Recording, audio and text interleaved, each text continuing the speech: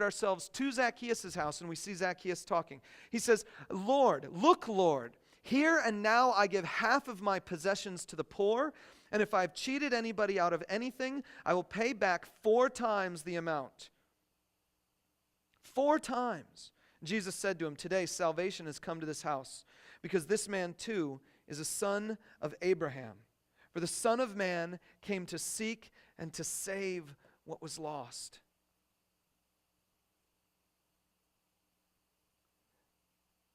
What happened? What did Jesus say to Zacchaeus that made him turn around? You know what I want?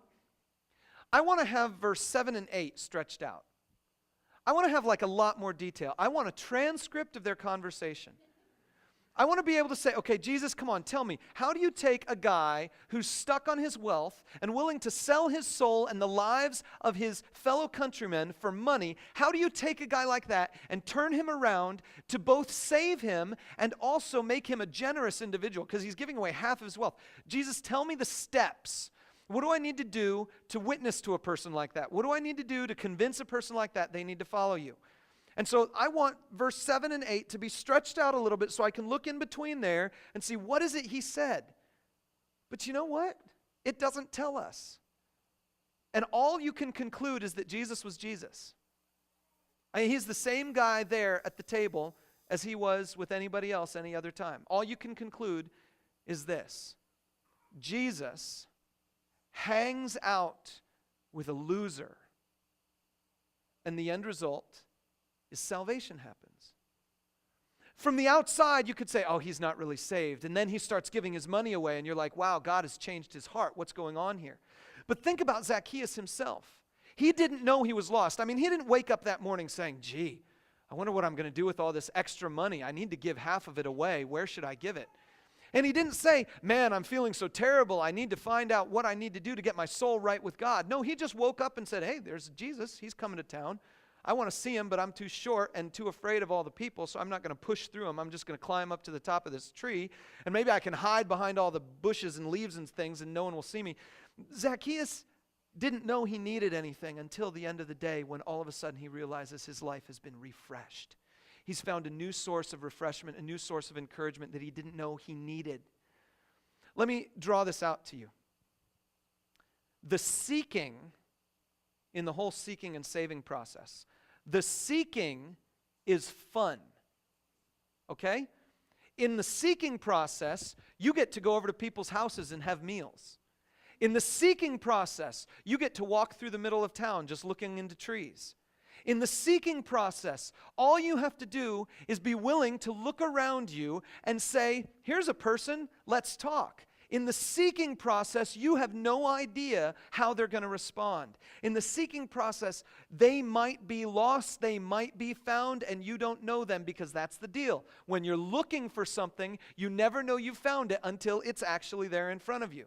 And so when you're seeking for something, that's the fun part in this process. Meet a person, talk to them, ask some questions, see whether or not God is moving. And the saving process, there is no technique. There's nothing you need to memorize. There's nothing you need to plan. Certainly there are lots of things that you could learn about the Bible. There are diagrams you could learn how to draw.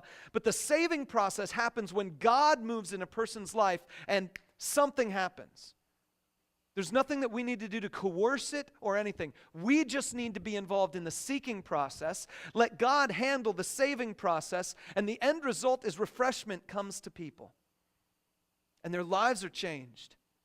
And they find that no longer did they need the things they were relying on. Now they've found God. The best illustration I can give you of this is a time when I was in Denver. And so on the back side of your note sheet, I've just got this little blank, Eddie Bauer, Denver Post in the church. And I'm going to tell you a little story. Some of you know this story, but when I lived in Denver, I was going to grad school. And I got this part-time job where it was my responsibility to go into grocery stores and to give away free copies of the Denver Post. And I would stand in the front door, and people would be walking past me, and I'd just have a newspaper, and I'd hold out, free copy of the Denver Post? Ma'am, free copy of the Denver Post? Sir, would you like a Denver Post? And people just stream right past me. I'd be handing them newspapers, all day long. But here's the deal. if they took a paper, then I was in, and now I needed to see if they wanted to sign up for a year subscription. And I know you're thinking, oh, okay, year subscription. But in the Denver situation, there was a war between the Denver Post and the Rocky Mountain News. So I could sign you up for a year of newspapers for $5. You wouldn't get the Saturday paper, but you'd get every other paper the whole year long for $5. And then guess what I would get as a commission? $9. I don't know how it worked. I was happy to take the Denver Post down. Or the Rocky Mountain News. In fact, both of them have canned. They've merged into some other conglomeration of newspapers now. Because, I mean, there's only so long you can pay your salespeople more than you're making.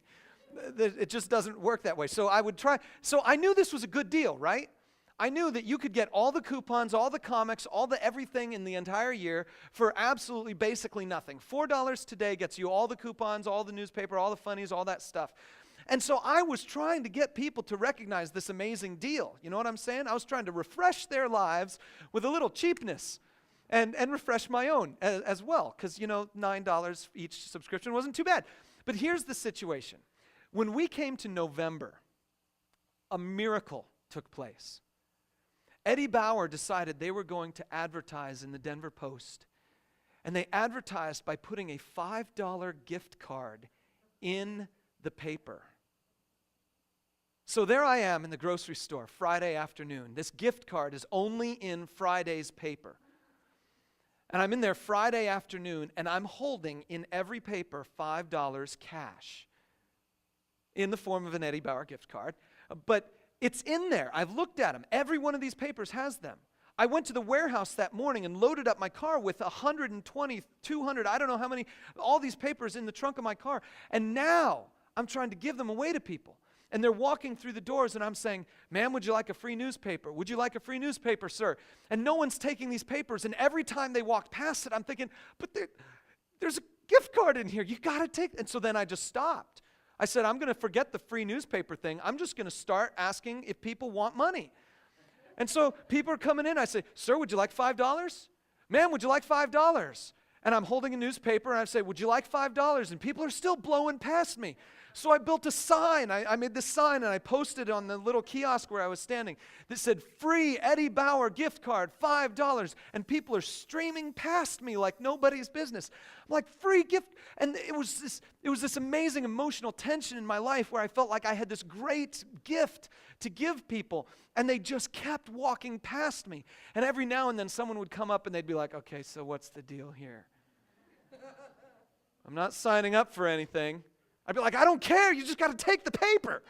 There's a free $5 gift card. And people just I was stressed out. I was frustrated.